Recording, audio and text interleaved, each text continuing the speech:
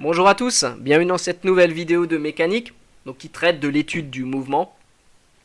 Alors dans la vidéo précédente, nous avions parlé des prérequis à cette étude de mouvement. Nous avions en particulier mis en évidence l'importance de toujours spécifier le système qu'on étudie. On étudie le mouvement de quoi, de quel objet. On avait parlé pas mal de l'importance de définir un référentiel d'étude, c'est à la référence par rapport à laquelle on va étudier le mouvement. Un mouvement étant toujours relatif, il faut spécifier par rapport à quoi on l'étudie. On avait d'ailleurs donné des exemples de référentiels qui sont courants, qui sont pratiques. Par exemple le référentiel terrestre, qui est un référentiel immobile par rapport à la surface de la Terre. On avait parlé du référentiel géocentrique, qui est situé au centre de la Terre, et puis le référentiel héliocentrique, qui est situé au centre du Soleil. Enfin, nous avions terminé en mettant en évidence l'importance d'avoir une idée des échelles de temps et d'espace à considérer lors de l'étude d'un mouvement. Est-ce que je m'attends à étudier un mouvement qui se fait sur quelques années-lumière en plusieurs années? Est-ce que je m'attends à étudier un mouvement qui se fait en quelques microsecondes sur quelques centimètres, etc., etc., etc. Donc dans cette suite, bien évidemment, nous allons commencer à étudier différents mouvements. Donc grand 2, on y va, description quantitative. On va rester dans le descriptif, mais on va aller un petit peu dans le détail. Donc quantitative, on va calculer des quantités, voilà, on va calculer des vitesses, etc., etc. Petit 1, approche chez vocabulaire, et je vais prendre une expérience qui est le tir de projectile, avec expérience sur laquelle se concluait la vidéo précédente. Je rappelle, je vous avais mis, voilà, vous en avez un extrait. J'avais terminé la vidéo précédente avec une vidéo YouTube des Slow Mo Guys, qui sont deux youtubeurs qui avaient réussi, en filmant avec une caméra ultra rapide, à filmer le mouvement d'un projectile en sortie de fusil. Donc c'est ça qui va nous intéresser.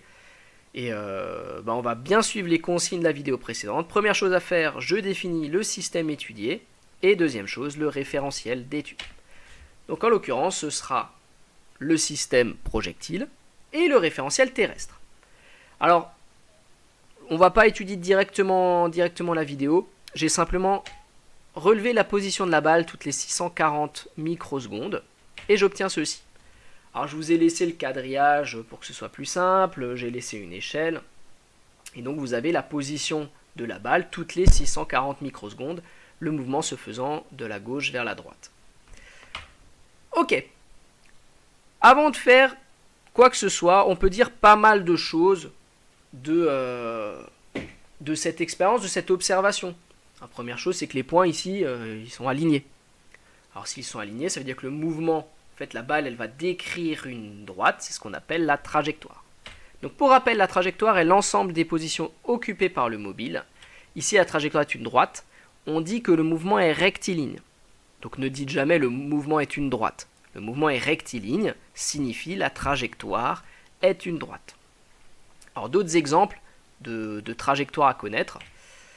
Par exemple, vous avez la trajectoire de la Lune autour de la Terre. Cette trajectoire est un cercle, et dans ce cas, on va parler de mouvement circulaire. Okay. La trajectoire par contre, une trajectoire qui est quelconque, je vais prendre l'exemple d'un skieur de slalom. Dans le référentiel terrestre, c'est une courbe, une courbe, on n'arrive pas trop à y donner un nom. De façon générale, voilà, vous dites c'est juste une courbe. Et dans ce cas-là, le mouvement est dit curviligne, qui est un cas très général. Donc je vous demande de retenir ces petits points de vocabulaire. Trajectoire est une droite, donc le mouvement est rectiligne. Ou la trajectoire est un cercle, le mouvement est circulaire. Ou la trajectoire est une courbe, le mouvement est curviligne. Deuxième chose qu'on peut voir ici, en relevant les positions, c'est que entre deux points, il y a toujours la même distance. Or, entre deux points s'écoule toujours la même durée. Donc, le mobile parcourt la même distance durant la même durée. Sa vitesse est constante. Donc, les points sont équidistants. La distance entre deux points consécutifs est toujours la même. Donc, les points sont équidistants. Le projectile a donc parcouru la même distance durant la même durée. La vitesse est constante. On dit que le mouvement est uniforme. Donc, la vitesse a une seule forme, si vous voulez le retenir comme ça. Donc, le mouvement est dit uniforme. Donc, pareil, dites pas le mouvement est constant. Si la vitesse est constante, le mouvement est dit uniforme. Dans le cas contraire, on va parler de mouvement non uniforme. Certains parlent de varier, certains parlent d'accélérer. Ça dépend un petit peu de l'année de votre programme. Hein. Donc cette année, on parle d'uniforme et on parle de non uniforme. Vous pouvez retenir ça comme ça. Ok, voici un petit peu cette analyse un peu qualitative, hein, sans faire de calcul. Et maintenant, ce qui serait intéressant de déterminer, c'est ce qu'ils avaient fait dans la vidéo, c'est que vaut la vitesse du projectile. Alors pour répondre à cette question, je vais commencer par donner un petit nom à chacun de mes points. Donc je les ai notés M1, M2, M3, M4, M5. Voilà, M pour mobile par exemple. Que vaut la vitesse?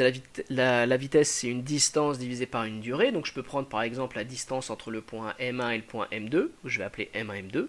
Et je vais la diviser par la durée pour passer de M1 à M2, c'est-à-dire 640 microsecondes. Et voilà ce que j'obtiens. Donc ici, vous avez la distance entre M1 et M2, que j'ai appelé simplement M1, M2. Vous notez, vous pouvez noter comme ça une distance en physique, hein, c'est trop bien. J'ai divisé ici par une durée, delta t, c'était le 640 microsecondes. Donc entre ces deux points, on a deux carreaux. Un carreau c'est 30 cm, donc deux carreaux 60 cm. Je l'ai déjà converti en mètres. Ne me remerciez pas. Donc j'ai 0,60 mètres divisé par 640, 10 puissance moins 6 secondes. Pareil, j'ai converti les microsecondes en secondes. Ce qui donne 938 mètres par seconde.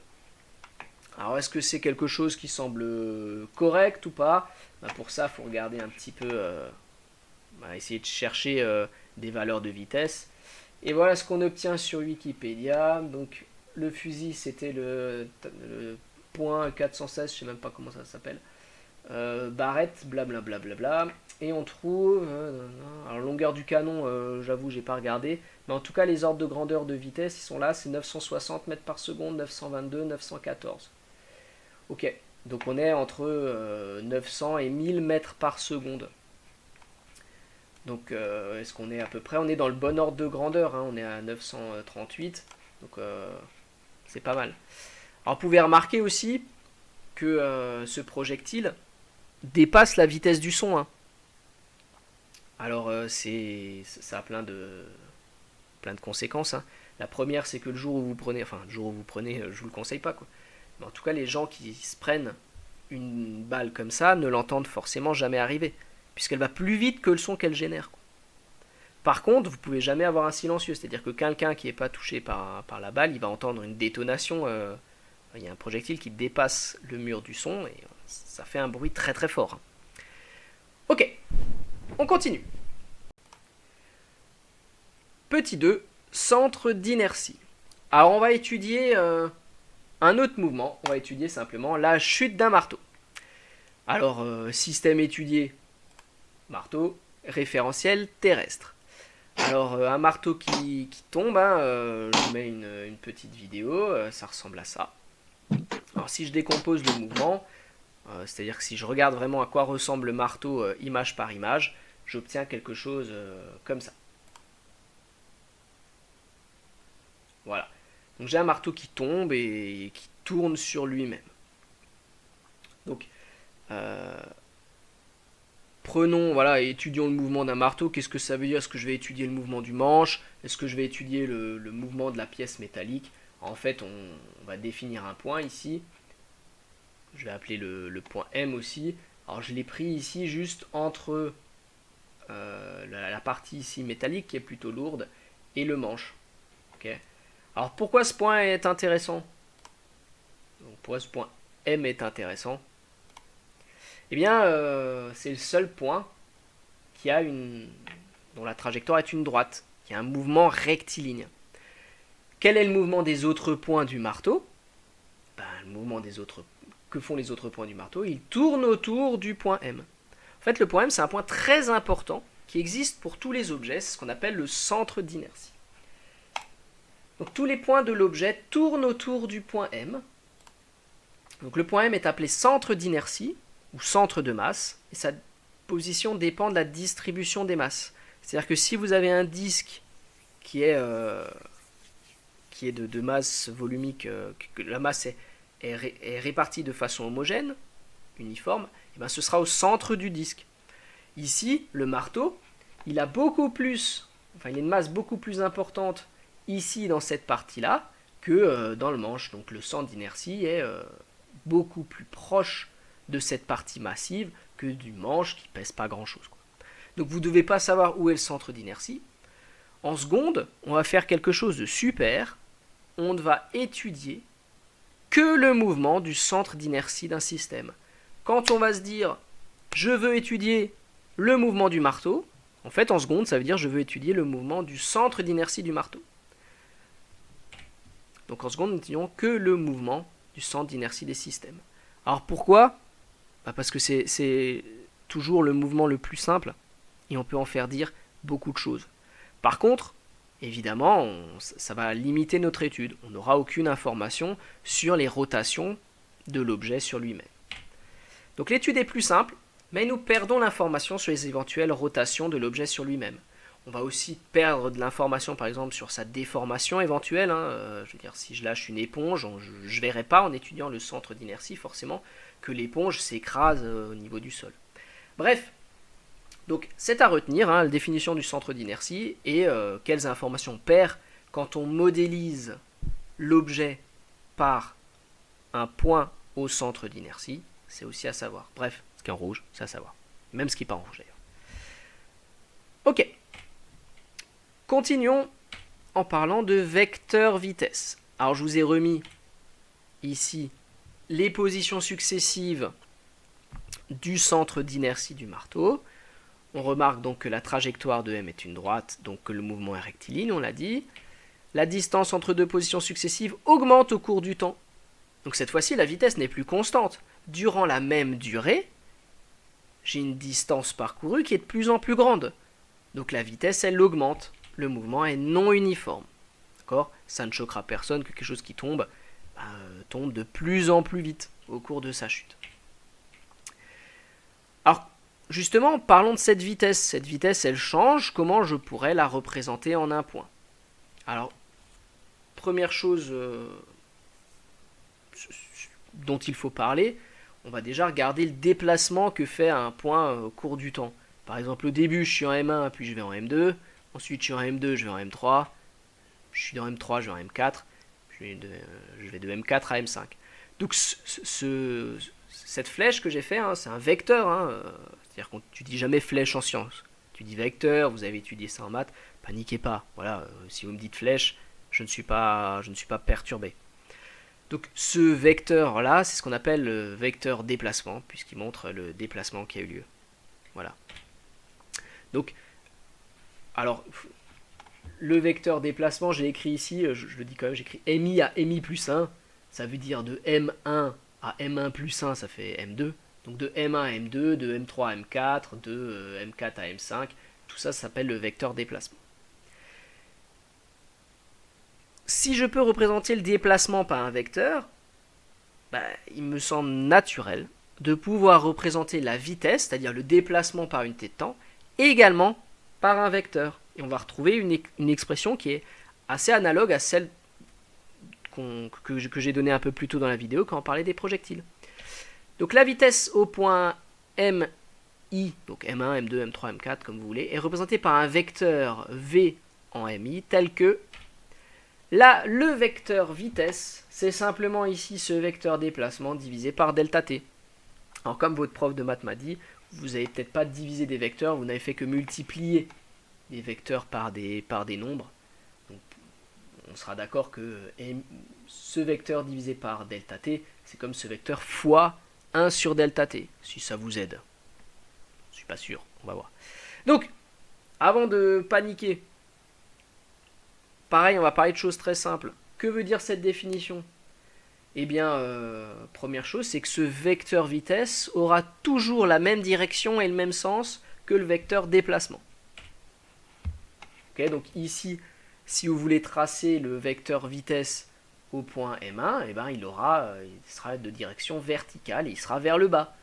Si vous voulez le placer en M2, pareil, il sera vertical et vers le bas. Voilà. La seule chose qui va changer, c'est la norme. Donc, on peut aussi dire, avant de parler de la norme, que si les points sont suffisamment rapprochés, le vecteur vitesse est toujours tangent à la trajectoire. Ici, c'est forcément le cas, la trajectoire est une droite. D'accord? Vous pouvez déjà retenir ça, je l'ai mis en italique, voilà, si vous ne le retenez pas, c'est pas trop grave. Si vous continuez la physique, retenez juste le vecteur vitesse, il est toujours tangent à la trajectoire. Voilà, propriété. Puisqu'il est toujours de la même direction que le déplacement. Ok, super, parlons de sa norme. Donc que vaut sa norme? Donc sa norme vaut la norme d'un vecteur, ici vitesse, c'est égal, en physique on le note simplement comme ça. Si vous enlevez la flèche, ça veut dire norme du vecteur. Nous on est comme ça, on est cool hein, en physique. Hein. Et du coup, c'est égal simplement au déplacement divisé par la durée pour faire le déplacement. On retrouve cette distance sur temps et c'est exactement la définition que j'ai utilisée plus tôt dans la vidéo quand il a fallu trouver la vitesse du projectile. Alors on va essayer d'utiliser toutes ces informations pour tracer le vecteur vitesse. Donc une petite échelle. Ici, 1 cm, ce sera équivalent à 1 mètre par seconde. Donc si je fais un vecteur vitesse d'1 cm, ça veut dire que la vitesse est d'1 mètre par seconde. Donc on va essayer de tracer le vecteur vitesse au point M4, par exemple. Donc première chose, on y va, on est chaud. Première chose, quelle va être la direction et le sens du vecteur vitesse? Eh bien ça va être la même direction et le même sens que le vecteur M4-M5. Même direction et même sens que le vecteur déplacement M4-M5. Voilà, donc il sera quelque part ici. Que vaut sa norme? Eh bien, regardons. M4-M5, je vous dis, ça fait 35 cm. C'est pour moi. Pour passer de M4 à M5, il faut 0,10 secondes. Et la norme, c'est simplement le déplacement sur la durée. Donc 0,35 sur 0,10. Pareil, je vous ai fait la petite conversion en mètres, c'est pour moi. Donc 3,5 mètres par seconde. D'après l'échelle, il va falloir donc que je fasse un vecteur vitesse de 3,5 cm de long. Et voilà, mon vecteur vitesse en M4. Donc quelques petites remarques. Si la direction du vecteur vitesse de tous les points est la même, le mouvement est rectiligne. Si la norme du vecteur vitesse de tous les points est la même, le mouvement est uniforme. En fait, si vous connaissez le vecteur vitesse, vous pouvez entièrement caractériser votre mouvement. Vous pouvez savoir s'il est rectiligne, s'il n'est pas rectiligne. Vous pouvez savoir s'il est uniforme ou s'il est non uniforme. La connaissance des vecteurs vitesse suffit à caractériser le mouvement. Ok. Parlons maintenant de la variation du vecteur vitesse. Alors, pour ça, on a représenté le vecteur vitesse en chaque point. Voilà, donc on retrouve que la norme du vecteur vitesse augmente, donc la vitesse elle augmente, hein, le mobile va de plus en plus vite lors de sa chute. Sa direction ne change pas, donc le mouvement est rectiligne, et on va essayer de tracer la variation du vecteur vitesse entre deux points successifs. De combien le vecteur vitesse varie d'un point à l'autre. Alors comment on calcule une variation? On regarde ce que ça vaut à la fin et on fait la différence avec ce que ça valait au début. Ici, la seule différence, c'est que ça va être une différence entre vecteurs. Je vais regarder le vecteur au point 4 et je vais regarder le vecteur au point 3 et je vais faire la différence. Je peux prendre deux autres points, hein, par exemple, je peux prendre le point 3 et le point 2 et je peux regarder la différence entre les deux vecteurs vitesse. Alors comment on fait ça du point de vue mathématique? Vous avez déjà vu, par exemple, soustraire un vecteur, c'est comme additionner le vecteur, mais en changeant le sens. Donc par exemple, si je veux faire Vm4 moins Vm3, je vais déplacer ici le vecteur vitesse du point au point 3, je vais changer son sens, et je vais additionner les deux vecteurs. Ça ressemblait à ça, voilà, petit déplacement, je change de sens, et au final, la variation de vitesse, ça va être simplement ce vecteur-là. Hop, je l'ai remis ici. Regardons la variation de vitesse entre le point 2 et le point 3. Même chose, je vais ici prendre ce vecteur au point 2, le déplacer ici, changer le sens, je déplace, je change le sens, et donc le résultat de ce calcul ici de vecteur, ça va me donner ici flèche verte plus flèche bleue. Au final, ça me donne le vecteur rouge ici. Alors, qu'est-ce qu'on peut observer? La variation du vecteur vitesse, ici, entre 2 points successifs, elle est toujours la même. Comment est-ce qu'on peut l'interpréter? Je laisse ici un peu le mystère. Il faudra parler de force, hein, on va en parler dans 5 minutes.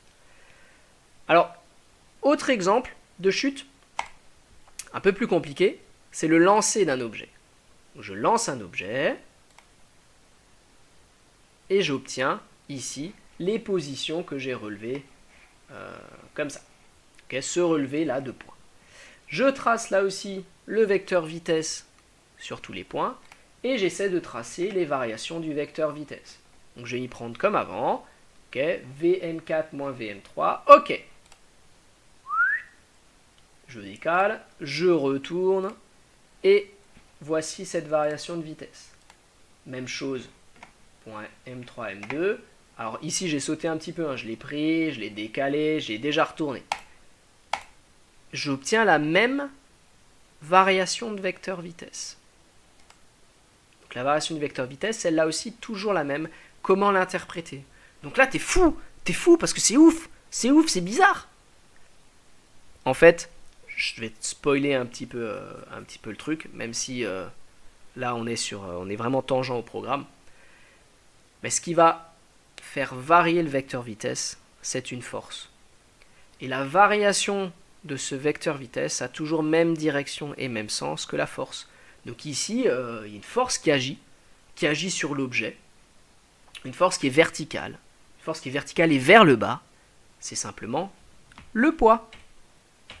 Donc spoiler, si le vecteur vitesse varie, le mobile change de direction ou de vitesse, alors il est soumis à une ou plusieurs forces. La variation du vecteur vitesse nous donne la direction et le sens de cette force. Ici, elle est verticale et vers le bas. C'est le poids. Ok, donc qu'est-ce que vous avez à retenir de cette vidéo?